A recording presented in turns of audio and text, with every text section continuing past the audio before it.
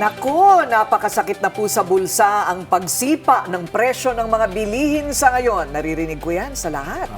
Hindi ba? Sabi nga nila, pati yung gulay na nanggagaling sa norte, Baguio, Benguet, hindi na daw nila inaani. Kasi pabubulukin na lang nila kasi gagastos pa sila ng transportation going to Metro Manila. Kaya marami ngayon naglalako ng mga gulay na 500 pesos lang ang isang malaking sako na iba-iba. May broccoli pa dyan, at kung ano-ano, sa halaga 500 piso lang, tumutulong ang mga NGO. NGO. Oo, sa kanila. Pero anong intervention ng government? Sana may fuel subsidy pa rin para may biyahe lang yung mga gulay. Hindi na nga sila magkanda-ugaga doon sa ayuda ng mga jeepney, ng mga driver ng TNVR ba yun? TNVS, mga TNVS. TNVS, oo. So, lahat tayo umaaray na dahil sa taas ng mga gastusin. Pamasahe, kuryente, presyo ng pagkain. Parehong mga negosyante at maging mga ordinaryong empleyado, todo tipid habang sumisirit ang presyo ng krudo. Pero hanggang kailan maghihigpit ng sinturon ng mga Pilipino? Wala pa rin po kasing katiyakan kung matatapos ang sigalot sa Middle East. Eto si Ginoong Trump, ayun na naman, parang ano na naman siya. Urong sulong, no? It's that time of the month for him sa Middle East. At kung titino pa ang mga politikong nasa pwesto, yun ang tanong. Sabi nga ng mga investor, gusto nila ng certainty, stability mula sa pamahalaan para maalagaan naman ang lagay ng ekonomiya. Isama mo pa yung gulo na nangyayari sa Senado. Mabuti nga, nangako pa ang Japan ng bilyong pisong investment sa Pilipinas. Pero kailangan daw hard infrastructure. Kumusta ka naman, Secretary Vince Dizon? Mag-guest ka naman sa amin. At makita nila na may return yung investment nila. Yes, oo. So para himayin ang mga isyong ito, makakausap po natin via Zoom Policy Analyst at Chief Economist ng Credit Rating and Investor Services Philippines, Inc., Professor Emmanuel Leco. Good morning, Prof. Morning, sir. Good morning, Ma'am Corina and Sir Willard. Maraming salamat sa inyong imbitasyon ngayong umaga. Opo, para lang po maintindihan ng mga ordinaryong utak tulad po namin. Mahina po ako sa mathematics eh. So, ano po ba ang kasulukuyang kalagayan ng mga negosyo? Hindi na po yung mga malalaki. May nakikita po kasi ako mga establishmento, sunod-sunod po silang nagsasarado. Ano po sa palagay ninyo, lalo na sa mga MSME or small and medium enterprises? Micro, small and medium enterprises. Sa gitna ng economic challenges na kinakaharap po natin ngayon.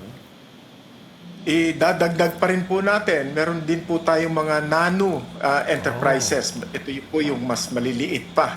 At sa kabuuan po, ang pinaka-vulnerable ngayon ay ang mga small, medium, at idadagdag ko na yung mga nano enterprises. Unang-una po, pagka tinignan natin ang kanilang mga working capital, mga 30 days lang. At kapag ang kanilang sales ay bumababa, dumadaos-dos, at ang kanilang cost of mga products na kanilang ipinagbibili o kaya ang cost ng mga inputs nila ay lumalaki pa, talaga pong mapipilitan silang magpigil. Yung iba po ay nagpipigil na, binawasan na po yung kanilang mga capital expenditures. Yan po yung mga malalaki. I think alam na natin yon, narinig na natin. Maraming mga kumpanya na nagpigil ng kanilang paggastos ngayong taon na ito at sa susunod na taon ay hindi pa nila alam kung ano ang kanilang ihahanda. Pero yan po yung mga malalaki. Pero meron po yung mga maliliit, talaga po yung iba nagsarado na o kaya ay nagbawas na ng kanilang mga. Anong mga halimbawa po nung sinasabi po ninyong maliliit na talagang pinaka-vulnerable, yung talagang malamang ay magsasarado sa klima po natin ngayon? Ay marami po dyan yung mga retailers na mga maliliit. Marami din po dyan yung mga supplier na mga maliliit. Nakikita ko rin po at ang pakiramdam ko po dito yung mga hardware na tumaas na ang presyo ng kanilang mga produkto na binibili kasi pinagbibili rin nila yon. So sila po yung mga makakaramdam sa kanilang mga working capital, sa kanilang mga bulsa, ang pagdaos-dos ng halaga ng piso kontra dolyar kasi imported at saka po yung patuloy na pagtaas ng presyo ng mga pangunahing bilihin sa ating bansa. 7.2% po ang ating inflation sa kabuuan, sa buong Pilipinas. Pero meron pong mga ibang lugar, mas mataas po sa 7.2% ang inflation. At lalo na po, depende rin kung anong binibili natin. Food inflation is mataas, transportation is mataas. So, sa kabuuan po, ang pinakapangunahing hamon sa ating po mga nagnenegosyo sa panahong ito ay ang patuloy na pagtaas ng presyo ng mga bilihin dahil nakakabigat po yan sa mga consumer na kanilang inaasahan na magtatangkilik sa kanila pong mga negosyo. Kasi ganun din po sa mga magsasaka, hindi po ba? I mean, when you talk about small, ito na po siguro yung mga magsasaka nagbebenta po ng gulay. Hindi na nga po daw nila inaani. Kasi napakamahal po ng transport para dalhin po dito sa Metro Manila. So, gaano kalaki na po ang nawawala sa atin? Before that, ano po ang dahilan? Yung problem, ano po yung mga pangunahing dahilan kung bakit nagkakaganito po ang mga negosyo ngayon sa ating bansa? Isa na po dyan, sabi nga nila, yung gera dito po sa Middle East, na parang hindi ko pa nakikita kung paano yan mareresolba. Ano pa po? Malaking bagay po ba yung gulo ng politika sa Pilipinas? Napakalaking bagay po yan. Yung putukan sa Senado, umalingaw-ngaw po yan, hindi lamang sa Pilipinas, kundi sa buong mundo. Noong nakaraang linggo, pagka po minomonitor ninyo ang mga international news agencies, laman po ng balita nila yung habulan sa Kongreso na hinahabol ang isang sitting senator at yung putukan. Pinapalabas po yan sa mga iba't ibang mga news agencies. Kaya po nakakabahala yan sa mga turista, sa mga negosyante, at saka po sa mga pamahalaan ng ibang bansa. Mabuti po, wala pa tayong naririnig na travel advisory, pero pagka lumabas po yung mga travel advisories na yan, napakabigat po yan para sa Pilipinas. Oo nga, siguro magandang sukatan ko rin na, Prof, yung mga bentahan ng mga souvenirs sa mall. Yung mga dating pinupuntahan ng mga turista. Oo. Ngayon halos wala ng mga customer. Walang customer. Oo, so ibig sabihin, Oo. mahina ang tourism nga, gaya ng nabanggit ni Prof. Maapektuhan talaga yan. At ang mga pumupunta ng mall, hindi bumibili, nagpapalamig lang. Oo. Kaya ang tanong ko, Prof, bumaba nga ba talaga yung consumer spending? Nung nakaraang taon, bumaba na po. Nag-umpisa ng bumaba ang consumer spending. Ngayong first quarter, bumaba na rin. Talaga pong malaking epekto ng inflation, ng kaguluhan sa Middle East, at lalo na po yung rinig natin na kaguluhan sa politika, lalong-lalo na po sa Senado sa panahong ito ngayon. At tama po kayo, siguro po sa mga malls ay makikita natin ang mga pagbabago. Unang-una po, mararamdaman nyo na rin po, medyo mainit-init na rin sa mga malls. Nabawasan na po ang oras ng kanilang operations. Nabawasan po yata ng mga 1 oras. At ang klima, ang temperature sa loob ng mga malls ay uminit-init na rin. Dahil po sa... Opo, kaya pag tinignan natin, sino ba ang mga major consumers ng ating pong enerhiya, napakalaki po ng consumption sa mga malls. Kaya po, binabawasan na rin ang kanilang operations at ang kanilang temperatura ay nabawasan na rin ng tumaas ng bahagya. Kaya mararamdaman nyo, magpapaypay kayo sa loob ng mga malls. Ayun. So wala nang benta, wala pang aircon. Okay, so, Prof, yung investment na ipinangako po ng bansang Japan sa atin, makakatulong po ba yon? Makakatulong po yan, definitely. Ang anumang puhunan na pumapasok sa Pilipinas ay makakatulong. Pero mas makakatulong po kung maiengganyo natin ang sarili natin pong mga negosyante na huwag magbawas. In fact, dapat pa sila ay magdagdag. Ibig sabihin, kailangan po patatagin natin ang kumpiyansa ng mga ngalakal dito sa loob ng Pilipinas para po mas maaasahan natin yan. At dapat din tingnan natin, paano ba natin mapapalakas ang ating agrikultura?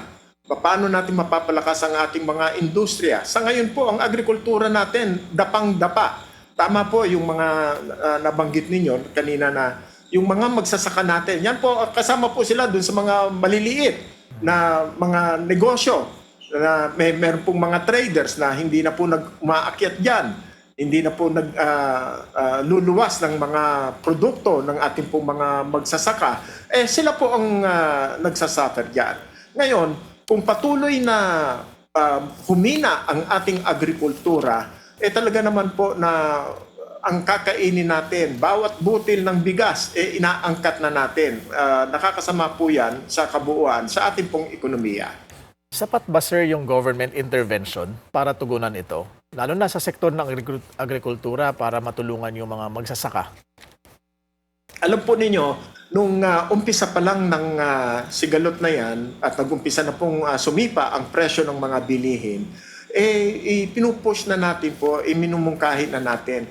Tanggalin na ang lahat ng excise tax. Hindi lamang po sa LPG, hindi lamang po sa kerosene, kundi pati po doon sa diesel at gasolina, tanggalin na po ang excise tax at pag-aralan na rin po kung paano mababawasan o matatanggal o masususpinde ang value-added tax dito po sa petrolyo. Dahil yan po ang mga pangunahing nagtutulak ng pagtaas ng presyo ng mga bilihin sa ating bansa. Petrolyo po, ginagamit po ng lahat yan sa transportasyon, sa produksyon. Kaya po pagka tumataas ang presyo niyan, tumataas din po sa kabuuan ang inflation ng bansa. So ngayon nakikita natin 7.2%. Mukhang para sabihin na magdeklara pa ng national emergency, nandito na po ang emergency. Meron po tayong tinatawag na energy emergency, pero parang mahina pa rin po yan dahil patuloy pa rin ang pagtaas ng presyo ng petrolyo, hindi po natin mapigilan, at sumasabay na rin dyan yung presyo ng mga iba pang produkto sa ating pong mga merkado. Kaya po, ngayon naman, nung makailang araw, ay natigil na rin po yata yung tinatawag nilang subcontracting para po itong ayuda para po dun sa mga transportation workers, operators, natigil na po yan. Pero sa ngayon po, patuloy pa rin po ang dinadala ng ating pong transportation sector at ng mga mamamayan sa kabuuan sa patuloy na pagtaas ng presyo ng mga bilihin. Oo nga pala, Prof. Corina, hindi ginamit ni Presidente yung emergency authority na binigay ng Kongreso sa kanya, no? Na pwede niyang bawasan o tanggalin yung excise tax. Ayun. Hindi ba Di ba? natuloy yun? Sa fuel. Okay. Ginamit po yan, pero sa LPG at kerosene lang. Pero napakalaki po kasi po ang kanilang dahilan, pagka tinanggal ang excise tax doon sa diesel at gasolina, makikinabang daw po ay ang mga mayayaman. Ako po ay nagdi-disagree doon dahil halimbawa po yung excise tax para po sa diesel na ginagamit ng ating po mga jeepney drivers, hindi lamang po jeepney driver ang nakikinabang dyan. Hindi po pinang-joyride ang jeepney. Ibang-iba po ang gamit nila ng kanilang petrolyo kumpara doon sa petrolyo ng mga mayayaman. Ang nangyayari po dyan, ginagamit po yan ng transportasyon na sa bawat biyahe ng isang jeep, mahigit 10 pasahero po ang nakikinabang dyan. So ngayon, sadsad ang ating transportasyon, sadsad ang ating mataas ang presyo ng mga bilihin. Kaya po yan, pangkalahatan pong problema yan na dapat po ay naging kagyat ang ating pagtugon at malawakan. Ngayon po talaga pong napakasigurista ng ating pamahalaan, which is okay. Kaya lang po dapat po bantayan talaga natin. Nung sumipa ang presyo ng mga bilihin sa 7.2%, napakalaking pagtaas po yan. Hindi po yan inaasahan kahit na po ng ating pong mga ahensya ng pamahalaan. Dapat po ay kagyat, kumilos agad tayo ng mas malawakan pa. Okay, so ang in summary, ang inyo pong prediction, forecast, is tuloy-tuloy pa rin po na medyo maghihirap po yung ordinaryong mamamayan at apektado rin kahit po the middle class, and also magtutuloy-tuloy po ang pagtaas ng presyo ng mga basikong bilihin. Mas malamang po sa hindi, ang ating inflation ay sisipa pa sa mas mataas pa po sa 7.2%. At marami na rin pong mga ekonomista ang nagsasabi na baka maging double digit yan. At ngayon po, ang problema natin dyan yung tinatawag nating stagflation, stagnant ang ekonomiya sa harap ng patuloy na pagtaas ng presyo ng mga bilihin, mahihirapan ang pamahalaan kung ano po ang gagawin.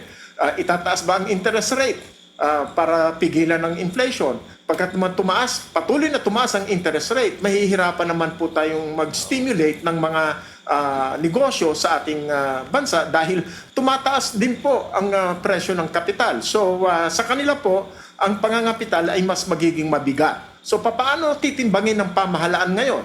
I-stimulate ba ang economy or pipilitin na pigilan ang pagtaas ng presyo ng mga bilihin? Yan po ang mga senaryo na sana ay hindi natin abutin at mapigilan pa. Ngayon pa lang, mas maaga pa lang. Okay. Ewan ko, parang hindi ko na mababati si Professor ng good morning. Maraming salamat po, Professor Emmanuel Leyco. Happy weekend na lang, sir. Maraming nga salamat magiging- po. At magandang umaga pa rin sa Yeah. atin. Dapat po maging maganda ang ating pananaw. Opo. Opo, Salamat marami po. pong salamat. Thank you, sir. Alam mo, ang isa pang mitya dyan, krimen. Alam mo ba na yung kakilala mo rin ito, kaibigan natin, na riding in tandem. Oo, dito lang malapit sa sa mga scout area. Naglalakad. Sa Quezon City, naglalakad lang siya at riding in tandem. Inagaw talaga, binabaan siya at siya rin nakaangkas, no? Hinarang yung motorsiklo at inaagaw yung kanyang bag. Nako. Kasi yun ang mangyayari, hindi ba? Kapag sobra nang nahirapan ng Desperado mga tao. ang mga tao. Sasabihin mo sana, magtipid tayo, kaya lang wala na tayong perang pantipid. Oo, ano Oo, pang ititipid wala mo na. dyan? Titigil na ng pag-aaral yung pinakamaliit. Di ba ganon ang nangyayari sa Hirap sa ng iba, buhay. no? Oo. Pero tingnan po natin, kasi ang panawagan naman ni Professor Leyco, government can do something and they should do it. Yeah. Hindi ba? Yung mga immediate measures, gaya nung pagtanggal ng excise tax sa diesel. Sa Kasi diesel. nga naman yung jeepney driver, doon nakadepende. Oo, so wala nang ayuda, siguro yun na lang ang gagawin ng Pangulo, ano? Yeah.